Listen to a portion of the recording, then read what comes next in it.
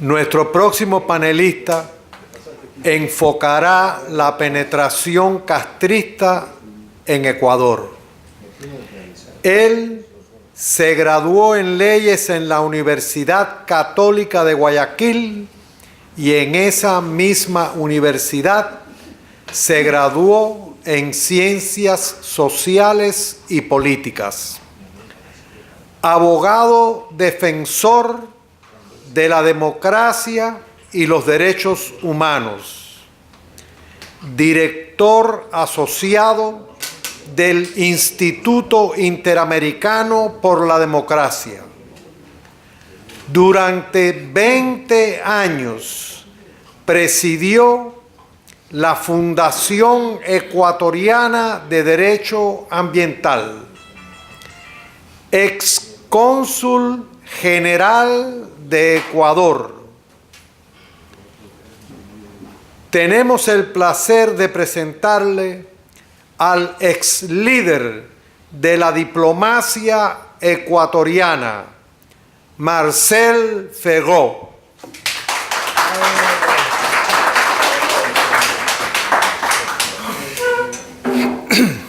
Muy buenas noches.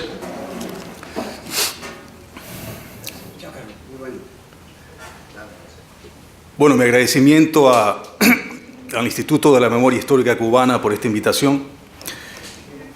Es un honor para mí estar aquí en la Casa del Preso.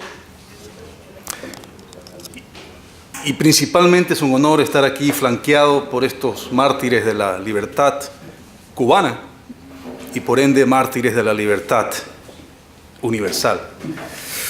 El caso de Ecuador,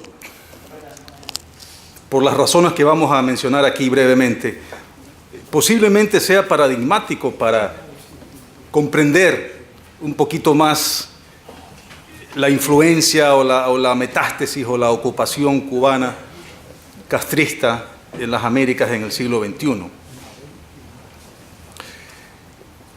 Quito, y aquí voy a parafrasear al expresidente Rafael Correa, Quito es la capital del socialismo del siglo XXI en las Américas. Esto lo dijo cuando veía él que su candidato a la alcaldía de Quito iba a perder las elecciones, como en efecto las perdió frente al actual alcalde de Quito, Mauricio Rodas. Esto era por los años 2014. Rafael Correa, en efecto, esta aseveración de Correa, de que Quito era la capital del socialismo del siglo XXI en las Américas, posiblemente fue verdad. En algunos momentos, durante los 10 años que él fue el líder máximo de esta revolución en Ecuador. En Ecuador, durante el gobierno de Correa, porque este fue un aprendiz aprovechado de Castro, Rafael Correa, con su condición histriónica, con sus credenciales académicas, de alguna manera se convirtió en el principal provocador y en el principal propagador de esta filosofía del socialismo del siglo XXI. Y posiblemente en esta misión, de alguna manera, a ratos, superó al propio Castro, claro, con las distancias y la diferencia de edad, Castro ya anciano, decrépito, Correa un hombre joven, y superó al mismo Chávez, que tenía sus limitaciones, y por supuesto a Morales y a Maduro. Durante 10 años del gobierno de Correa, que han sido los 10 peores años en la historia republicana del Ecuador, por supuesto que se acabaron con la libertad de expresión, se acabó con la libertad de prensa, se criminalizó a la protesta ciudadana, a la protesta social, a la oposición, a la disidencia. Se manejaron en estos 10 años, gracias a la bonanza petrolera y a la bonanza de otros productos de exportación del Ecuador y al endeudamiento externo al que sometió al país, más de 500.000 millones de dólares. Y sin embargo, llevó al país a la quiebra, porque el país está en este momento quebrado, endeudando al país. Y no solamente eso, sino que la trama de corrupción en la que vivió Rafael Correa durante su gobierno no se ha producido, es inédita, no se ha producido nunca en la historia del Ecuador. Entonces, así las cosas, Rafael Correa tenía un aparato sólido de gobierno, había cooptado todas las instituciones del Estado. En otra de sus frases célebres, él dijo, y esto está en video: yo soy el jefe de Estado, y como jefe del Estado, pues también soy jefe del Ejecutivo, soy jefe del Legislativo, del Poder Judicial, de los organismos de control y del Poder Electoral. Y no solamente que lo dijo, sino que así gobernó, porque en Ecuador había una sola voz, era la voz de Correa, el líder máximo. Entonces, cometió aquí un error garrafal. Seguramente no leyó ese capítulo del Príncipe de Maquiavelo. Fidel Castro tal vez no lo supo aconsejar. Chávez ya había desaparecido. Pero él decide dar un paso atrás, prevalido de esta estructura sólida, rígida que tenía, en donde no solo que todos los funcionarios del Estado habían sido nombrados por él y que le guardaban un respeto absoluto, una devoción casi divina, sino que el quinto poder inventado por él, inventado por la franquicia, que era el que nombraba a los miembros de los tribunales de justicia, a los funcionarios de control y a los miembros del Tribunal de Garantías Constitucionales, etc. Estos miembros de este Consejo de Participación Ciudadana, como se llama, que era el ente nominador, habían sido nombrados para periodos de 9 años y con renovación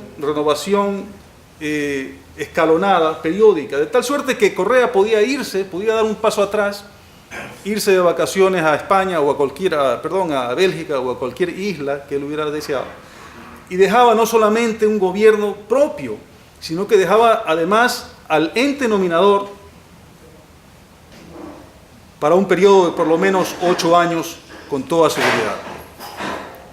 Lo que sucedió fue que el candidato que él propuso, que él nominó, que es el actual presidente Lenín Moreno, y que luego lo puso en la presidencia con fraude, porque esto también hay que recordar, quien ganó las elecciones fue el candidato opositor, Guillermo Lasso, pero hicieron lo mismo que en Venezuela, a las 7 de la noche, cuando el Consejo Nacional Electoral había anunciado que el ganador era Lasso, a las 7 de la noche apagan el switch, y luego lo prenden a las 8 de la noche y ya estaba Moreno arriba, y ese fue el resultado que impusieron. Entonces se va Correa y lo deja a este señor que era su hombre. Sin embargo, llega Moreno a Carondelet, al Palacio de Gobierno, y se encuentra, número 1, que la caja fiscal no tenía un centavo. Número 2, que el país estaba endeudado en una cifra de por lo menos el triple de lo que le habían informado. Y número 3, que la corrupción, que obviamente ya se conocía, sin embargo ya le presentan a él las carpetas con las pruebas plenas, como decimos los abogados, las delaciones, que habían venido no de la Fiscalía ecuatoriana ni del sistema judicial ecuatoriano interno, sino que habían venido del exterior y por lo tanto no podían esconderse. Entonces, Moreno, ante esta circunstancia, tuvo que tímidamente anunciar al país lo que había encontrado. Y esto fue lo que provocó que ardiera Troya, y Correa, obviamente, acostumbrado a ser la única voz, no pudo soportar que este presidente que él había puesto pusiera en tela de duda el estado en que había recibido el país. Entonces, en este momento tenemos en el Ecuador un gobierno correísta, un gobierno revolucionario, porque hay que recordar, les voy a recordar a ustedes, no sé si sepan, que el primer tuit del presidente Lenín Moreno el 24 de mayo, cuando fue posesionado, dice: la revolución ciudadana continúa. Es el primer tuit. Su gabinete es correísta. Sus ministros son de la línea dura del correísmo. Sin embargo, cuando Correa desde Bélgica, porque Correa lo que le sobra en audacia, lo carece en inteligencia emocional, Correa le dijo desde traidor hasta mediocre, hasta que Moreno, que es un hombre inválido, que está en una silla de ruedas, tenía una salud frágil, según Correa, y que palabras de Correa, y que el plan de Moreno es no permitir que Glass, el vicepresidente que también impuso Correa, suba al poder cuando Moreno tenga que renunciar por su incapacidad física. El pez por la boca muere, dicen. No, aquí confiesa Correa cuál era el verdadero plan. El verdadero plan era que Glass, y esto ya se sabía, a los 6 u 8 meses, pues por decreto lo declaraban enfermo a Moreno, como ya sucedió antes, y subía Glass y se convertía en el presidente. Entonces, en este momento tenemos en el Ecuador a un gobierno correísta sin Correa y a un gobierno revolucionario sin las odas a la revolución, sin los cánticos revolucionarios, sin la foto del Che Guevara ni de Castro, sin el himno sandinista. ¿Por qué? Porque Correa era lo que representaba todo eso. Correa era el niño mimado del castrismo, el niño mimado del chavismo. Y Moreno estaba queriendo también jugar ese papel. Por algo estuvo 10 años, voy a traducir una expresión que se usa acá en inglés, que es de estar en la cama con Correa, ¿verdad? Es una expresión. Estuvo 10 años, y yo me pregunto, si usted puede digerir estar 10 años con un tirano, con un tipo sin principios, es por algo. Por eso es que, por lo menos yo, el que habla, soy muy escéptico de que en este momento, aunque están peleados, y Correa y Moreno da visos de democracia, da visos de apertura, sin embargo, yo no me olvido que estuvieron 10 años en la misma cama, y no me olvido que inició el gobierno con toda la ínfula revolucionaria hasta que Correa desde Bélgica le dijo de todo. Lo que me lleva a la siguiente reflexión, que yo creo que es importante. En Ecuador entonces nos estamos librando del castrismo, nos estamos librando de este mal, pero por circunstancias externas, no porque lo hayamos conseguido por obra de la oposición, aunque sí debo reconocer que ese trabajo de la oposición, ese sacrificio, ese trabajo de los periodistas de investigación en descubrir los crímenes, en descubrir la corrupción, sí le ha dado la base ciudadana a Moreno para en este momento que la vida lo ha puesto en una circunstancia en donde tiene que buscar un plan B que no tenía y comenzar a gobernar para un segmento de la sociedad para el cual él no fue a gobernar. Digo, ese segmento o esa base ciudadana sí se la debe al trabajo de la oposición y al trabajo del periodismo de investigación. Pero repito, nos estamos librando del castrismo, pero no por obra de nuestra lucha realmente. Son cosas de las circunstancias, del destino, y que no sabemos lo que va a pasar todavía. Y aquí es donde yo me pregunto entonces, ¿qué hemos hecho en todos estos 20 años, y en el caso de Cuba, casi 60, para realmente enterrar a estos tiranzuelos? Sí, hemos hecho muchas reuniones como estas, en donde denunciamos al castrismo, sabemos lo que es el castrismo, lo hemos dicho hasta la saciedad, hemos denunciado al Foro de Sao Paulo, hemos desfilado, digo hemos, no porque yo haya desfilado, pero me sumo a los Diego Arias del mundo y a gente importante que ha desfilado por todos los organismos internacionales, los comités de derechos humanos, las secretarías de derechos humanos, hemos denunciado esto. Se han calentado las calles en Venezuela, un caso patético, y en todos nuestros países, cientos y miles de ciudadanos, mayormente jóvenes, han fallecido han sido detenidos y han sido torturados por estar en la calle luchando contra estas dictaduras.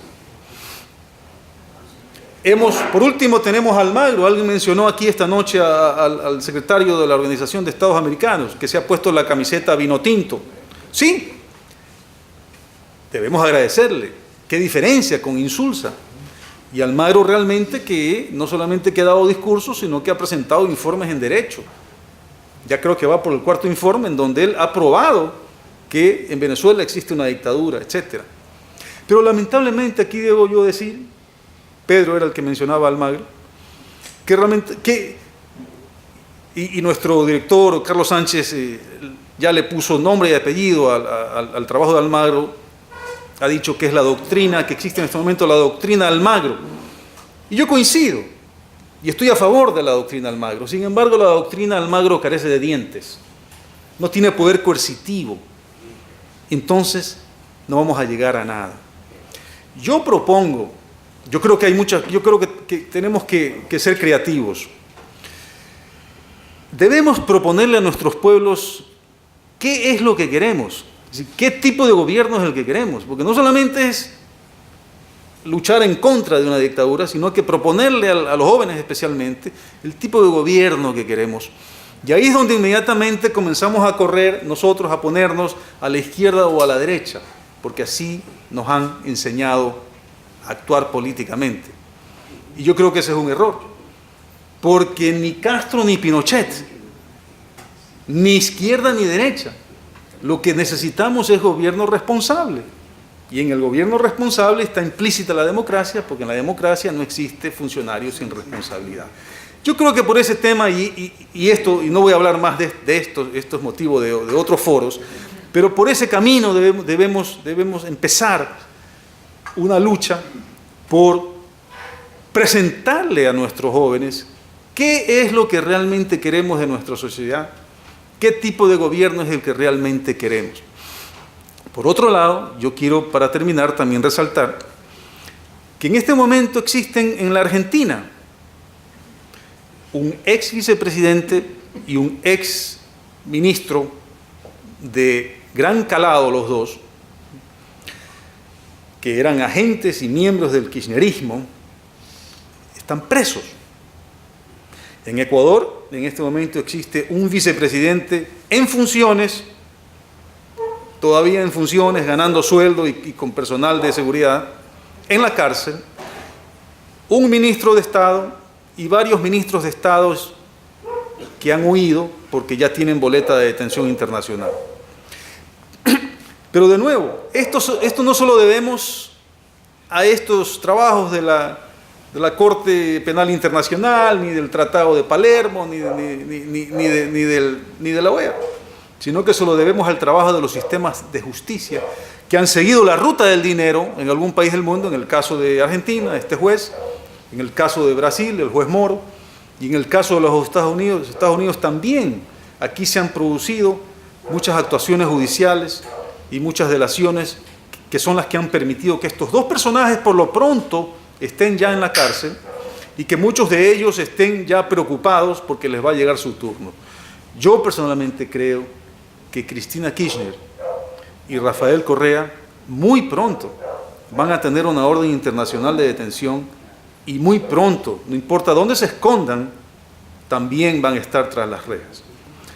Así que con esta licencia que me he permitido tomar, quiero terminar con ese mensaje. Y yo creo que si en algo quiero que se lleven a la casa de mis palabras, es simplemente mi ideario político muy artesanal, ni Castro ni Pinochet. Muchas gracias.